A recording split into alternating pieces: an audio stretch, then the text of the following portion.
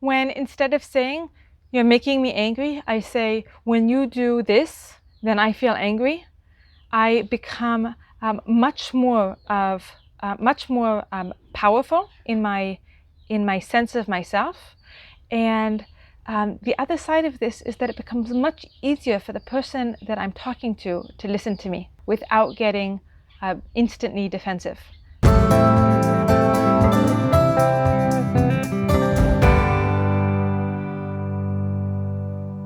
Hi, I'm Davida, and thank you for joining me on this journey to becoming a little bit more conscious, a little bit more aware every day. This morning, my daughter was scratching her head, and it wasn't like this, like a little itch. It was like scratching her head, and that only means one thing. It means lice. My relationship with lice has developed from being, 11 p.m. somebody's scratching. It's like, okay, into the car. I'm going to the pharmacy to get some chemicals to kill them, to constant battle where I'm combing them after their bath and then combing through with the lice comb. And then if I find one or two lice, then it means I'm on top of things. So when I saw her scratching her head, the first thing that came to my mind was, Noya, you're making me nervous. The thing is that she's not making me nervous. And it's a subtle point, and it can feel really nitpicky, but it makes a big difference in how the people in our lives hear what we're saying. What I said to her was, Noya, when I see you scratching your head, then I feel nervous that there is lice and we're going to have to sit down tonight and do a serious combing. And the reason that that's important is because I'm not making her responsible for my feelings of nervousness. That's not such a big dramatic story, my anxiety and hang-ups about lice.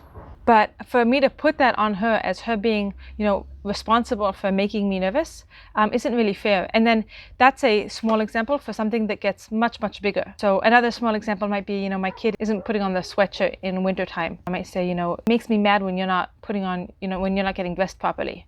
Why can't you ever get dressed properly? Like it's like I'm telling them it's not fair to me that they'll be cold. So, what I can say is that when you don't dress properly for cold weather, it's not cold right now. When you don't dress properly for cold weather, then I feel scared that you're going to get sick, and then my feelings are mine, and their behavior is the only thing that they're really responsible for. I think that when we're talking about feelings like you're making me angry or you're making me sad, you're upsetting me. Part of the problem with this way of talking is that it makes us a victim of the other people's behaviors. So if they're making me angry, then I have no choice other than to be angry.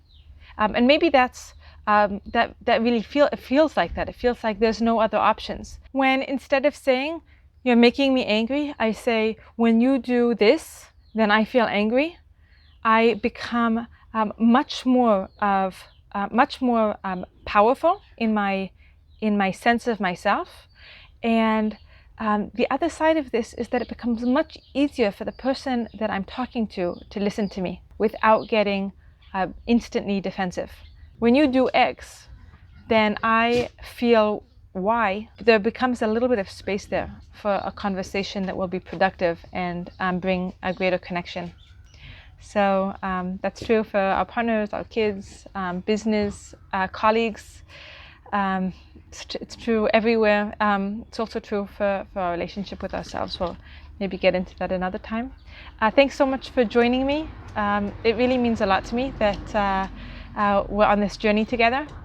And I would love if you could share in the comments below one time in your day where you found yourself saying, "You make me feel something," and instead you said, "When you X, I felt Y." And you don't have to get into details, but just I'd love to hear about what that does for you. See you next time.